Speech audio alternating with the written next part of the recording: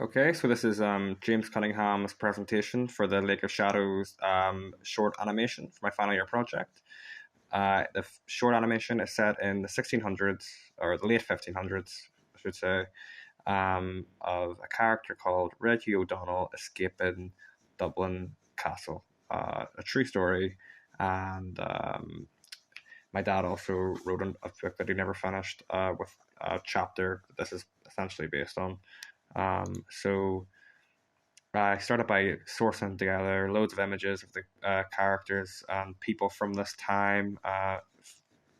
Some of them are, I suppose you would call them, re-romanticized takes on these people. Some of them are statues made at the time. Some of them are paintings that were also done at the time. I tried to just source as many images as I could. There was also a Disney film based on the same character. It's absolutely awful, but I thought I'd have a look at it just for inspiration, I suppose. But I'm going to continue to source more images. But this is some of what I have now, and it's helped me to implement and decide on a look for the characters. I did these few concepts while I was on my placement year. So at the start here we have Hugh O'Donnell, but before he was captured. So basically the story is he gets tricked to go onto a Spanish vessel by this English character, him and a few other lords, to basically hold them for political ransom, so that their other people don't start up an uprising, as you do. And basically, as you would capture any young person or Irish person in particular, is that you would trick them with drink. So they poisoned his drink, made him knocked him out, and then brought him to Dublin Castle from Donegal, which is why the film's called The Lake of Shadows, because they were captured in Lochswilly and a lot of things happened there. The next drawn here is of Hugh in prison, and then him escaping into the snow, and then the eventual passing out in the snow. So these are just some story beats that I thought were important. Now, a lot of these aren't going to be used because it's basically the first three are the only necessary ones for the time scale of the animation, but they were very fun to do, and I enjoyed doing them.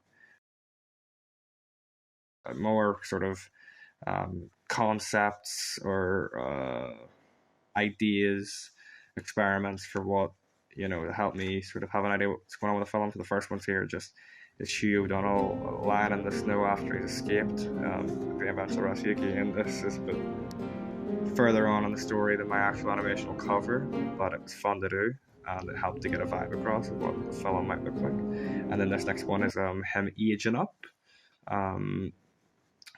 Because I wanted to make this shot in the final film, I thought it would be fun to do. This is a game called Banner Saga, and I absolutely love the style in it. It's a great game, and I really want to take this into my own animation. Now, this is obviously more Norse based, but I think it's still very relevant, and I just loved how all the characters look, their faces, and just the line art. I thought it was brilliant. The colors as well, actually. So yeah. The animation begins with a title card. My animation is going to be more of a start to a film as opposed to a fully, self-contained film, because it essentially is an animated chapter as opposed to an animated entire story. So it's a segment of a story, but it's going to be good in its own way because it can still be a wee prison break. So it starts with an establishing shot of Dublin Castle. A long shot of the two Hughs in prison, and then talking to each other, and then a close up of Hugh O'Donnell's face as he reminisces of how they got captured at the Spanish boat in the Lake of Shadows. A long shot of that, and then a close up of the drink being spiked, the drink being handed over to him, and a long shot, and then the two guys at the table passing out, and then the next shot here. So I added this in as actually you can't really make it out, but it's going to be a photo of Ireland, and then like from Donegal down to Dublin, like a wee arrow, to show how far they've went, and then the horse and carriage taking them there, and they're like going to be in like prisoned as well, and then another shot of Dublin Castle. Hugh O'Donnell, a close up of him and his face aging, like it shows you the years going by, and it just like ages there. And then the next shot is going to be an over the shoulder shot of the two Hughs, and then a key getting slid under the door, which is going to be an inside man. And then a close up of Hugh looking through the keyhole, POV shot of the guard walking away, so they know it's their time to bounce, and then an outside shot of the prison cell. The door bashes open. They both sprint out to a box, hide behind the box. The guards in front of them. They then grab a rock, throw the rock down the alley where the guard can't see them. He looks confused, looks around them, goes to find where the noise came from, walks away, giving them the opportunity to run down the other part of the prison to the sewer grate, where they then open the sewer grate and then jump down and crawl through the sewer to their eventual escape. And then it's like the opening of the film, and that's how the animation ends. So I then started doing the character sheets for the characters. I did like a rough version and then a more clean version. So there's 3 characters really in the animation that'll be prevalent. So it's Red Hugh O'Donnell, who's the young guy who gets captured at the start. Hugh O'Neill, his uncle, who's a lot older, and the prison guard. So I wanted the main character to look like as if he'd been fighting with the guards and hadn't been,